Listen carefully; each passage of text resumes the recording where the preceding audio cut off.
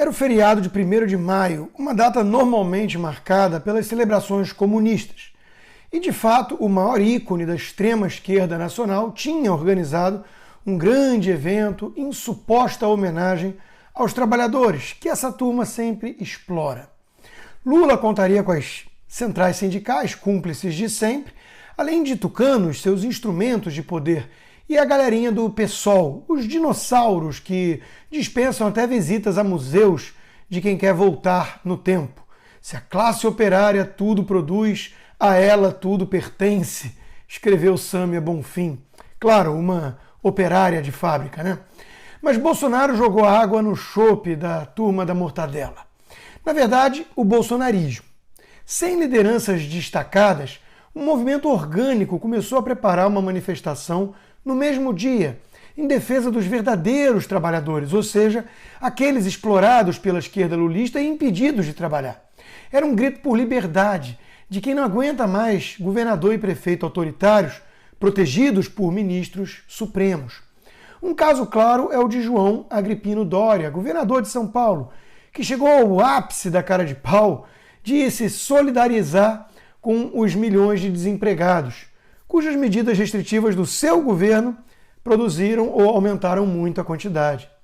Se juntar Mandetta, Dória, Amoedo, Eduardo Leite, a tal terceira via, não consegue colocar nem 10% da quantidade de pessoas que vimos nas ruas nesse fim de semana, a menos que seja para correr atrás deles.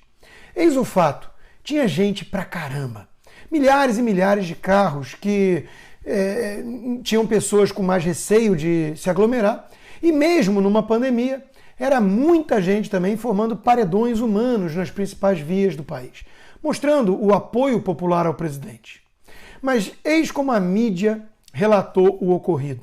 Protestos pró-Bolsonaro interditam ruas e fazem carreatas em vários estados, dizia a manchete do UOL. Alguém já viu uma chamada falando do MST interditando as ruas nas suas manifestações? O jogo nunca esteve tão escancarado. Os isolacionistas radicais perderam. O povo não caiu na narrativa pseudocientífica e foi às ruas clamar por liberdade e defender o governo legitimamente eleito contra os golpistas supremos. Nossa democracia ainda respira. E a prova de que os patriotas não caem na conversa fiada dos inimigos da democracia está na reação ao deputado Arthur Duval, o Mamãe Falei, que tentou lacrar e foi enxotado sob gritos de lixo, lixo, lixo. Paulo Filipos, um ex-membro do MBL, resumiu: ver milhões de trabalhadores nas ruas hoje, contra a vontade do MBL, e sujeitos como Arthur Duval sendo expulsos por pais e mães de família ao som de lixo, lixo, lixo, é emblemático. O MBL respira por aparelhos desde que decidiu trair o povo brasileiro que dizia defender. Aqui se fez, aqui se paga. Mamãe lixei. E o povo percebe. Os carinhas do MBL se perderam totalmente. Diante da perda das narrativas e do controle das ruas, partiram para ofensas gratuitas contra gente séria e trabalhadora, seus eleitores de ontem, inclusive. Mais do que qualquer coisa, esses atos bolsonaristas são entretenimento para idosos, escreveu Renan Santos, o fundador do MBL. São como fãs de Justin Bieber, mais velhos. A diferença é que o Bieber deles gosta de rachadinha, concluiu. Mobilizavam idosos entediados antes, em 2015? Finge não saber se tratar basicamente do mesmo público? Só porque hoje os patriotas enxotam os oportunistas do MBL, que preferem até o ladrão Lula, sob esse pretexto da rachadinha? Bolsonaro, aliás, fez a máscara tucana de vários petistas cair feito jaca podre.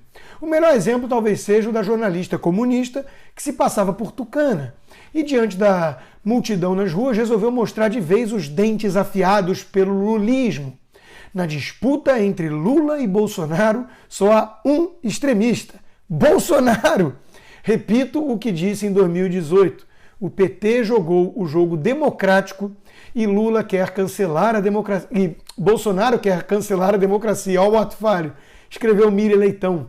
O jogo democrático do PT, como sabemos, era o Mensalão e o Petrolão pelo Foro de São Paulo. Olha a Venezuela, né? Olha, é realmente uma coisa impressionante. Sobre esse papelão da imprensa, Marcelo de Carvalho, um dos donos da Rede TV, bateu com força.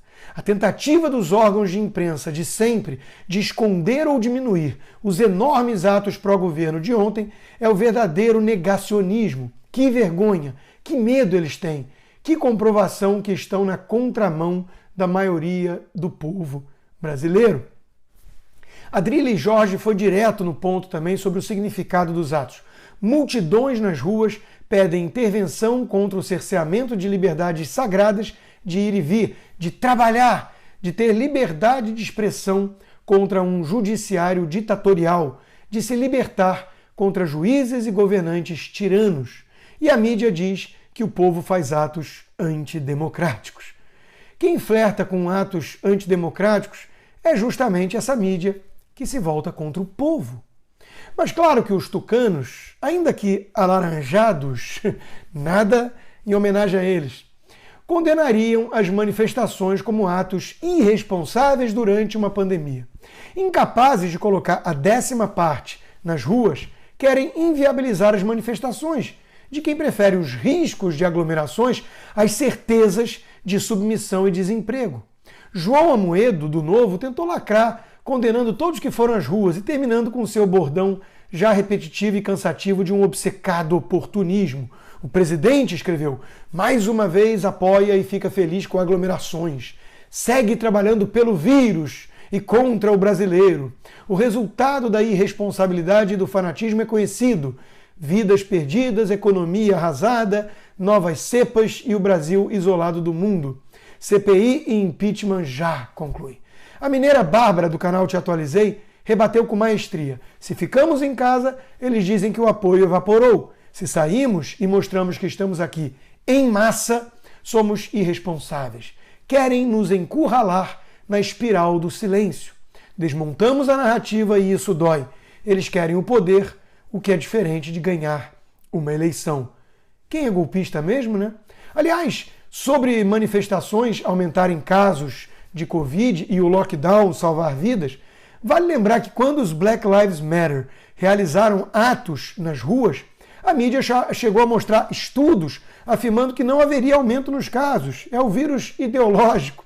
E sobre o lockdown em si, vários estudos questionam sua eficácia, mas são devidamente ignorados pela mídia.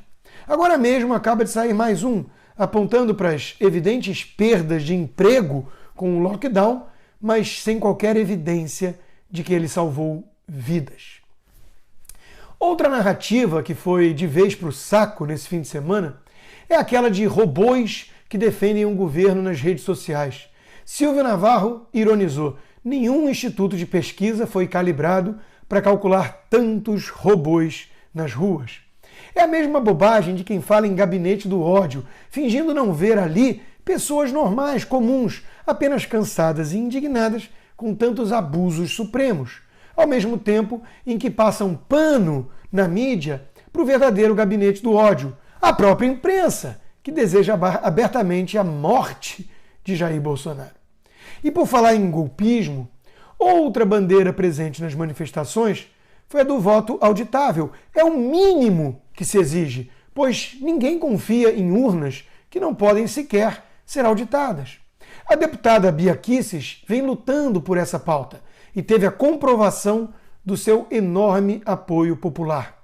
Além do voto auditável, o povo nas ruas quer, acima de tudo, talvez, colocar freios aos arbítrios supremos. E por isso um projeto de lei como o do deputado Sóstenes merece todo apoio contra o ativismo judicial do STF, que será votado nessa quarta. Enfim, os brasileiros decentes mostraram a sua energia contra aqueles que tentam, em nome da ciência e da democracia, impor um regime obscurantista e autoritário e derrubar o presidente eleito. Não é preciso achar a gestão de Bolsonaro maravilhosa, excelente, para perceber onde mora o perigo real, a verdadeira ameaça à nossa democracia. Eu deixo o relato final com o jornalista Alexandre Garcia, uma voz dissonante em meio a tantos comunistas disfarçados de jornalistas na nossa imprensa. Eu nunca tinha visto um 1º de maio como foi esse sábado. Eu nasci em 1940, escreveu. Ainda peguei o resto da ditadura Vargas fazendo grandes festas no estádio do Vasco. E depois, no segundo governo Getúlio, eu lembro das festas dos círculos operários, mas nunca vi nada igual a esse sábado. Foi uma apoteose na Avenida Paulista, totalmente cheia, na Esplanada dos Ministérios, em Copacabana. Eu acrescento BH e outros estados e cidades. Foi a prova de que o poder emana do povo, como diz a Constituição. Não é da mídia, é do povo, diz Alexandre Garcia. E o povo expressou, em primeiro lugar, censura ao Supremo.